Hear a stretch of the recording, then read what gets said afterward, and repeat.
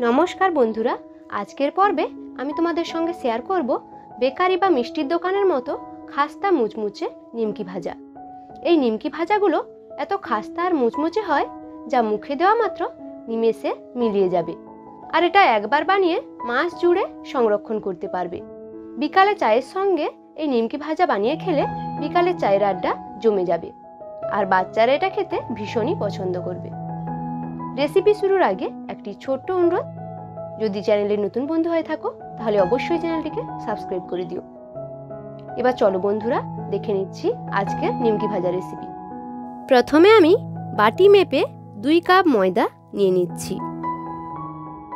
স্বাদ মতো কিছুটা নুন দিয়ে দিচ্ছি, হাফ চামচ কালো জিরে দিয়ে দিচ্ছি, এতে নিমকির ফ্লেভারটা খুবই ভালো হবে। এখন সব কিছুকে একটু মিশিয়ে নিচ্ছি।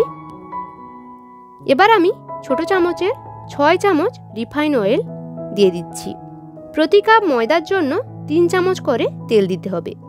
এখন ময়দার সঙ্গে তেলটাকে খুব ভালো করে মেখে নিতে হবে। ময়দার কোনায় কোনায় যেন তেলটা ছড়িয়ে যায়।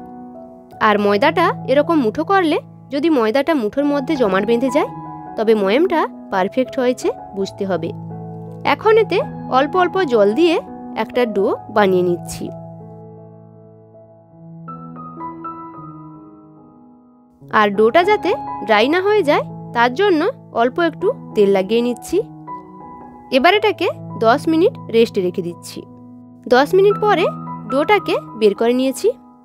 এখন এটাকে আরও 2 থেকে 3 মিনিট মথে নিচ্ছি। তারপরে এটার থেকে রুটির গোলার মতো লেচি কেটে নিচ্ছি। এবার কাঠের ওপর একটু শুকনো ময়দা ছড়িয়ে লেচিগুলোকে রুটির আকারে বেলে নিচ্ছি। আর তোমরা রুটিটাকে যতটা সম্ভব পাতলা করে বেলার চেষ্টা করবে, তাহলে নিমকি ভাজাগুলো খুবই ভালো হবে। আমি একটি রুটিকে বেলে নিয়েছি। দেখো রুটিটাকে আমি অনেকটাই পাতলা করে বেলে নিয়েছি। আর একইভাবে বাকি রুটিগুলোকেও বেলে নিচ্ছি। এবার একটা রুটি আমি নিয়ে নিয়েছি। আর আমি আগে থেকে 2 চামচ তেলের সঙ্গে 2 চামচ কর্নফ্লাওয়ার দিয়ে একটা স্মুথ পেস্ট বানিয়ে রেখেছিলাম। এখন সেটা বের করে নিয়েছি। এখন এর উপরে কর্নফ্লাওয়ারের মিশ্রণটা অল্প কিছুটা দিয়ে রুটির চারপাশ ভালো করে লাগিয়ে নিচ্ছি।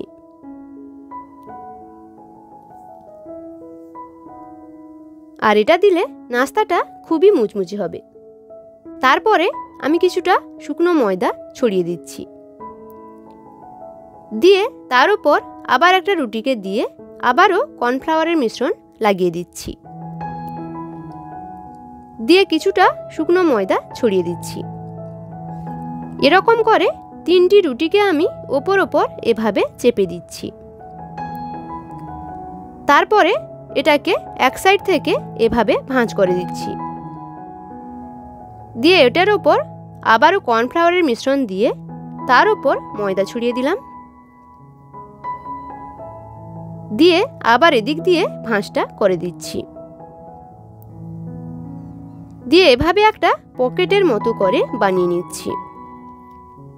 তারপরে একটু শুকনো ময়দা দিয়ে লেচিটাকে বেলনির সাহায্যে এভাবে আগে একবার পিছে একবার করে বেলে নিতে হবে। তারপর এটাকে ঘুরিয়ে আবারও আগে একবার পিছে একবার করে বেলে নিচ্ছি। আর বেলার সময় বেলনিতে চিপকে গেলে অবশ্যই শুকনো ময়দার ব্যবহার করতে হবে। রুটিটা আমার বেলা হয়ে গেছে। নর্মাল যে রুটি হয় তার থেকে রুটিটাকে একটু আমি মোটা রেখেছি। এবার এটাকে একটা নাইফ দিয়ে এভাবে সরু সরু করে কেটে নিচ্ছি। তারপরে আবার এটাকে আরভাবে কেটে নিচ্ছি। তোমরা দেখো, দিলে ভালোভাবে বুঝতে পারবে। দেখো এই লেয়ারগুলো কত সুন্দর এসেছে।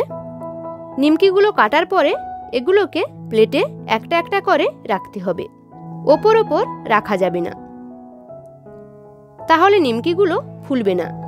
সবগুলো নিমকি বানানো হয়ে গেলে এখন চলে যাচ্ছি এগুলোকে ভাজতে।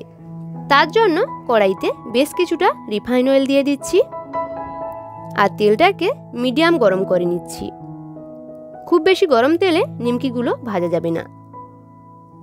তেলটা যখন হালকা গরম হয়ে যাবে তখন নিমকিগুলোকে একে একে তেলে ছেড়ে দিচ্ছি। দেখো বন্ধুরা, তেলে দেওয়ার সঙ্গে সঙ্গে নিমকিগুলো সব তেলে ভেসে উঠেছে। আর এই লেয়ারগুলো কত সুন্দরভাবে খুলেছে দেখো।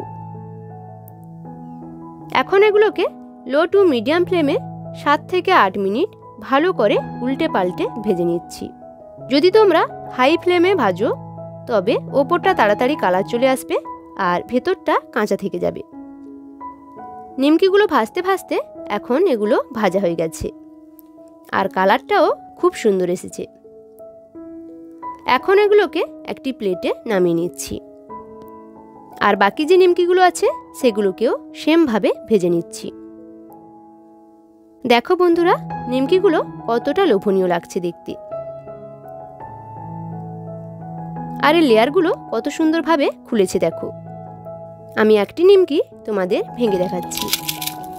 দেখো, একদম খাস্তা মুচমুচে হয়েছে, একেবারে দোকানের মতো, যা মুখে দেওয়া মাত্র নিমেষে মিলিয়ে যাবে। তো বন্ধুরা, বিকালে চায়ের সঙ্গে এই নিমকি ভাজা যখন খুশি বানিয়ে খেতে পারো আর মাস জুড়ে সংরক্ষণও করতে পারো। আশা করি ভিডিওটি তোমাদের অনেক উপকারে আসবে। আর যদি রেসিপিটি তোমাদের ভালো লেগে থাকে তাহলে অবশ্যই একটি লাইক দিয়ে চ্যানেলটিকে সাবস্ক্রাইব করে দিও। আজকের মতো এখানে বিদায় নিচ্ছি। দেখা হচ্ছে পরের ভিডিওতে। ততক্ষণ পর্যন্ত সবাই ভালো থেকো, সুস্থ থেকো। ধন্যবাদ।